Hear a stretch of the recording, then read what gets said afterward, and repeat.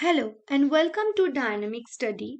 Today I will discuss about an important topic of international relations और आज हम देखने वाले हैं पॉलिटिकल इकोनॉमी ऑफ आईआर के एक important topic north south dialogue या north south divide. So north south dialogue या नॉर्थ साउथ डिवाइड किसे कहते हैं, क्या है ये, इसे आज हम देखेंगे। So let's start. So in international relations, the world is divided into two parts, north and south. So हमारे अंतरराष्ट्रीय जो रिलेशंस है वर्ल्ड के, उसे हम दो पार्ट्स में डिवाइड करते हैं। एक तो है नॉर्थ पार्ट और एक है साउथ पार्ट। सो नॉर्थ किसे कहते हैं, साउथ किसे कहते हैं, देख लेते हैं। साउथ मतलब साउथ के रीजन के जो देश है, और नॉर्थ मतलब जो नॉर्थ के यूरोपियन जो कंट्रीज हैं वो यहाँ पर आते हैं। और साउथ मतलब साउथ एशिया का जो देश है वो सारे इसके अंतर्गत है। साउथ अफ्रीका, साउथ पार्ट मतलब साउथ, हम जैसे हम एशिया के लोग हैं वो। ओके, सो यहाँ पर देखते हैं जो advance countries of the south of the equator like Australia and New Zealand are considered the part of the north in the discourse of international political economy. Okay, so हम इन जनरल अब देखते हैं जो एडवांस कंट्रीज हैं जैसे south के, जैसे Australia, New Zealand, Japan.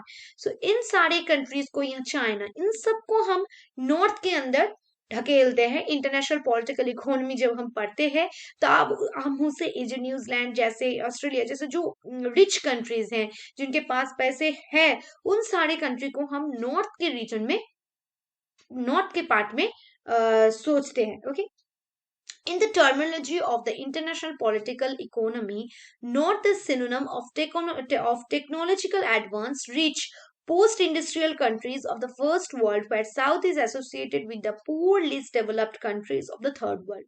So, international political economy में North मतलब क्या है? North मतलब जो technologically advanced हैं, जो rich countries हैं, जो जहाँ पर post-industrial societies हैं, जो फर्स्ट वर्ल्ड वॉर के बाद में फर्स्ट वर्ल्ड कंट्रीज हैं, जो बहुत सारे हाई रिच कंट्रीज है, उनको हम नॉर्थ के देश में मतलब नॉर्थ रीजन में सोचते हैं। मतलब इंटरनेशनल पॉलिटिकल इकोनॉमी में दो तरफा है, north means rich countries and south means जो डेवलपिंग कंट्रीज हैं या अंडर डेवलप्ड कंट्रीज हैं, उसे हम कहते हैं। और डेवलप्ड जो कंट्रीज है वो नॉर्थ है।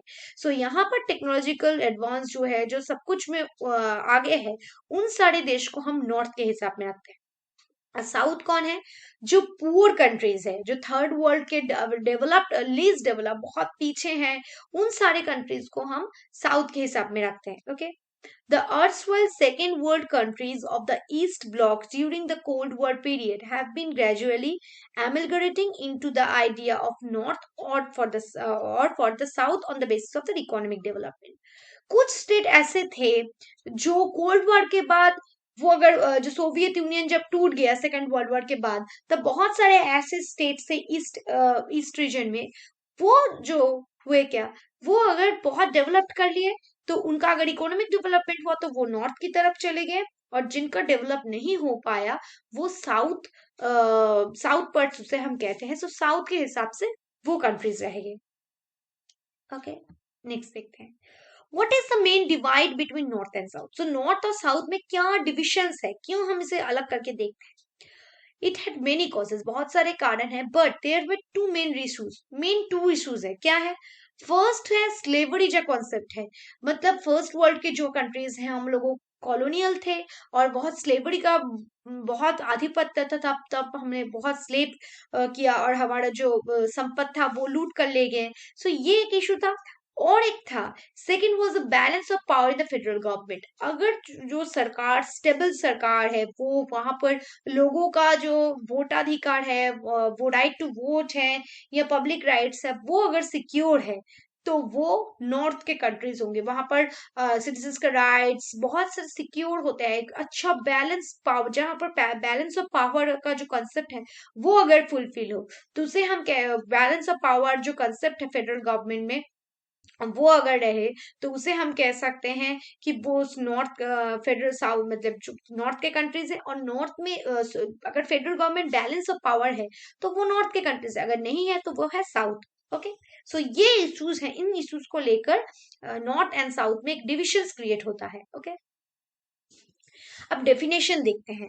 the concept of a gap between global north and the global south in terms of the development and wealth. So इस चीज को एक global north and global south इसका जो डेवलपमेंट टर्म्स है इसे हम किसके लिए ये डिवाइड कर सकते हैं, गैप किस लिए है, ये डेवलपमेंट एंड वेल्थ कितना पैसा है और देश का कितना डेवलप हुआ है, वो कितना नेशन डेवलप्ड है, उसके यहाँ पर राइट्स कैसे है, टेक्नोलॉजीज कैसे हैं, इन हिसाब से हमने गैप करता है नॉर्थ और साउथ के देशों में. Okay. In 1980s, the bandit line was developed as a way of showing how the world has geographically split into a relatively richer and poor nations. So ये bandit line 1980s में एक concept आया, वहाँ पर developed हुआ और वहाँ पर हम देखते हैं कैसे world geographically split है और relatively richer and poor nations है. Okay, in 1980s, the bandit line was developed as a way of showing how the world has geographically split, कैसे वर्ल्ड ज्योग्राफिकली स्प्लिट हुए हैं नॉर्थ रीजन में और पूर्व reason में. सो ये दोनों रीजन में कैसे ये जो ग्लोबल रीजन है वो कैसे डिविजन है यहाँ पर, ये हम बैंडिट लाइन की तरफ से देख पाते हैं. नेक्स्ट देखते हैं. However, irrespective of conceptual ambiguity over terminology, the fact remains that the vast majority of world's population today live in the poverty in the south. सो अगर आप पॉपुलेशन के हिसाब से देखें तो ज्यादा लोग साउथ के पुअर कंट्रीज में रहते हैं. Okay, irrespective of conceptual ambiguity आप देखें तो आप ज्यादा से ज्यादा क्लियरली देख पाएंगे ये फैक्ट है कि ज्यादा पॉपुलेशन पोवर्टी के अंदर है. Okay, on the contrary, people in the rich north went to the high level of income, employment, and social security. So there was a huge gap between the north and south countries. This gap make up divisions between both these countries. So ये क्या होता है, rich और rich countries में लोग कम रहते हैं, वहां पर हाई लेवल ऑफ इनकम है, एम्प्लॉयमेंट रेट ज्यादा है, सोशल सिक्योरिटी है.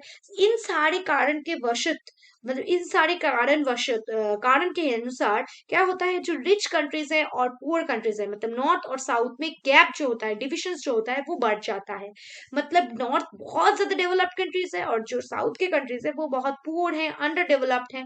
तो इन इसके लिए जो कॉन्सेप्ट है उनमें गैप क्रिएट होता है, डिविजन क्रिएट होता है, अच्छी तरह से डायलॉग नहीं हो पाता है. ओके, सो देखते हैं. The countries of the south share some common problems, although each country has its own particular problem, but the major problem of south can broadly classified into two types. Okay, दो problems है mainly south के.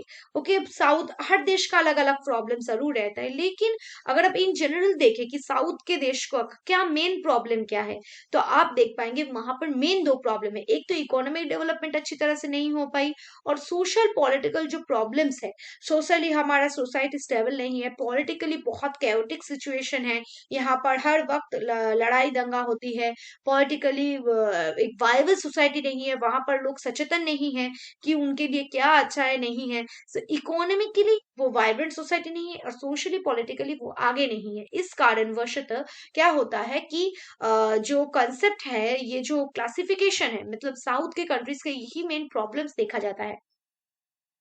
Okay, next देखते हैं. To begin with the economic problems, most countries of the south could not follow an indigenous path of economic development due to long colonial rule. The colonial masters started to do their economic planning such that they suited only the needs of the colonialism and not those of the native people. So main problem है economic problem. क्यों है economic problem most of the south countries के है? क्योंकि यहाँ पर उनका खुद का एक इकोनॉमिक सिस्टम नहीं है, इंडिजिनस कोई वे नहीं है जिससे कि वो अपने देश का इकोनॉमिक मॉडल नहीं है जिससे कि वो अपना प्रॉब्लम सॉल्व कर सके. क्यों नहीं हुआ? इकोनॉमिक डेवलपमेंट जो है कॉलोनियल रूल की वजह से वो अच्छी तरह से नहीं हो पाए. कॉलोनियल मास्टर्स जो थे उन्होंने अपना प्रॉपर्टी यहाँ से कर दिया, एनिमिक कर दिया देश को. ओके, सो इसके लिए कॉलोनियलिज्म की वजह से इनका जो इकोनॉमिक जो डेवलपमेंट था वो नहीं हो पाया और यहाँ पर पुराने सिस्टम ऑफ डेवलपमेंट जो नॉर्थ के कंट्रीज फॉलो करते हैं वही फॉलो करते हैं, लेकिन वो सिस्टम तो यहाँ पर एप्लीकेबल नहीं होंगे परफेक्टली. सो यहाँ पर कोई नए वाला कॉन्सेप्ट नहीं है. ओके, तो मतलब इससे काम नहीं हो सकता है. ओके, ये इकोनॉमिक प्लान के सुटेड नीड्स मतलब यहाँ पर कॉलोनियलिज्म के हादसे से गुजरने के बाद बहुत पीछे आ गया है, सो उसका घाव अभी तक नहीं सुखाया है, तो इसलिए इकोनॉमिक डेवलपमेंट नहीं हो पा रही है. Okay, next है, after the independence, countries of the south were left the legacies of colonialism, and in the most cases the new political elite, due to lack of experience, followed the economic model thrust upon the states by colonizers. Due to political compensation, many countries of the south followed either the capitalist or socialist economic models without taking into consideration the social cultural background of their country. Okay, यहाँ पर main क्या problem है, independence के बाद जो south countries थी वहां पर कॉलोनियल लेगेसीज रह गई, और वही पॉलिटिकल जो रूल्स का जो स्ट्रक्चर था वही यहाँ पर पुट किया गया उन सारे देशों में। क्या हुआ है, पॉलिटिकल एलिट्स जो थे वो एक्सपीरियंस नहीं थे नए मॉडल के लिए, वो नहीं जानते थे कैसे किए जाए, इकोनॉमिक मॉडल्स ड्यू मतलब बहुत अप्रोप्रिएट नहीं थे तब। सो इसीलिए जो पहले पॉलिटिकल रूल्स रेगुलेशंस हमारे देश में था वही उसे फॉलो किया गया। ओके, साउथ में उसे ही फॉलो किया गया। अगर वो कैपिटलिज्म था तो कैपिटलिज्म, सोशलिज्म तो सोशलिज्म, वो नहीं समझते हैं कि उनके देश के लिए क्या करेक्ट है, कोई चेकिंग नहीं किया।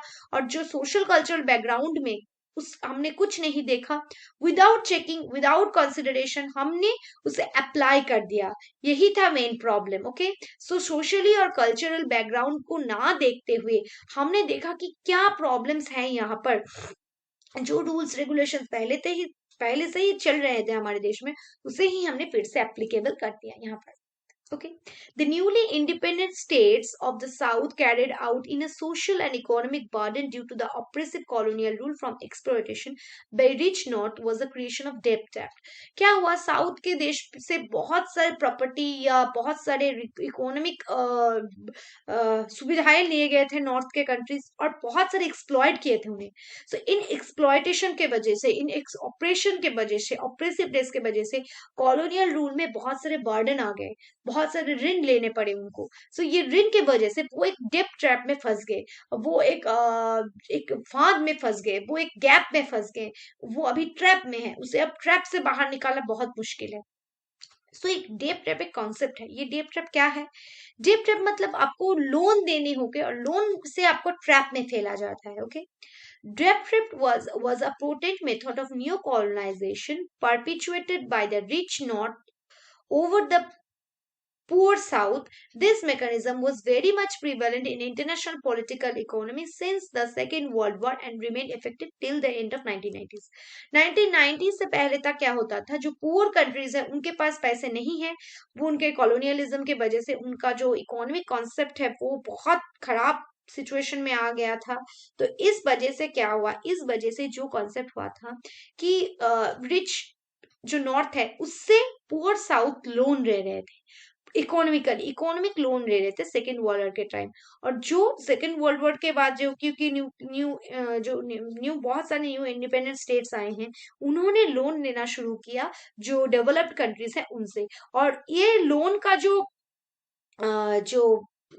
रेट है वो बहुत ज्यादा है। इसके लिए क्या हो रहा है, इसलिए जो हो रहा है प्रॉब्लम सेकेंड वर्ल्ड वॉर की वजह से, ये इफेक्टिव तो नहीं हो पा रहा है, मतलब वो उनका जो लोन है बहुत बढ़ जा रहा है। सो वो एक ट्रैप में फंस जाते हैं south countries.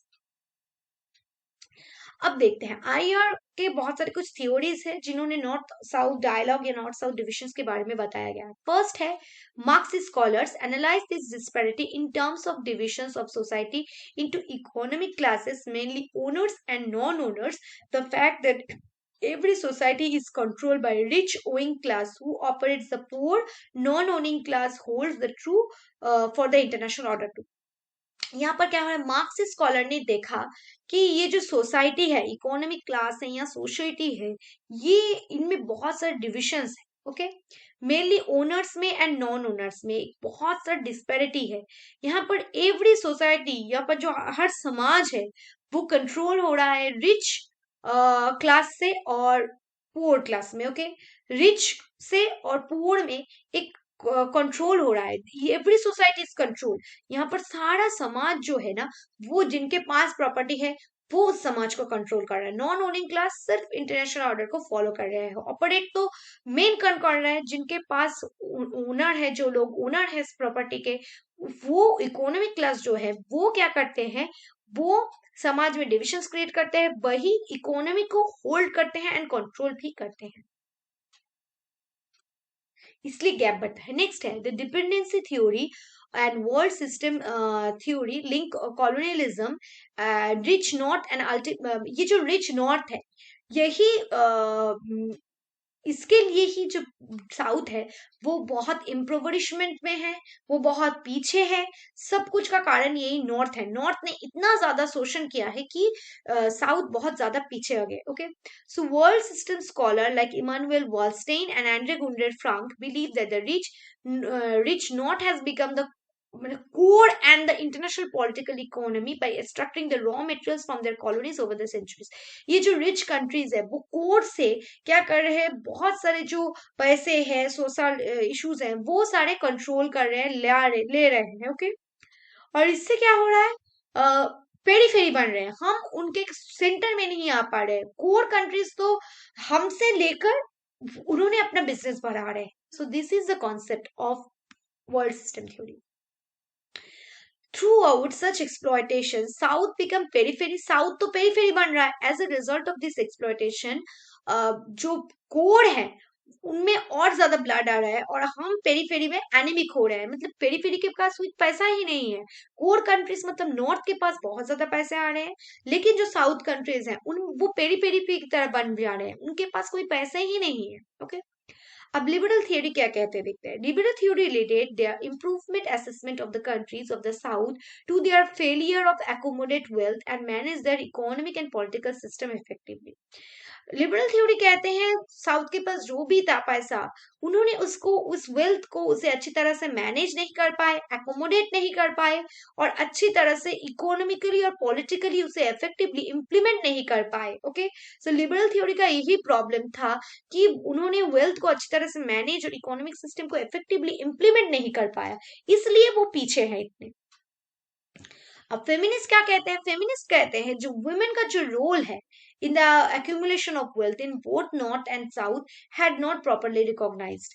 It's the time to focus on women in both north and south। so north और south में सिर्फ इकोनॉमिक सोशल इश्यूज को लेकर किए जा रहे हैं, और जो डिविजन्स है वो डायलॉग है वो किए जा रहे हैं, लेकिन फेमिनिस्ट का जो नारी का जो अवस्था था उसका कोई इम्प्रूवमेंट नहीं हुआ।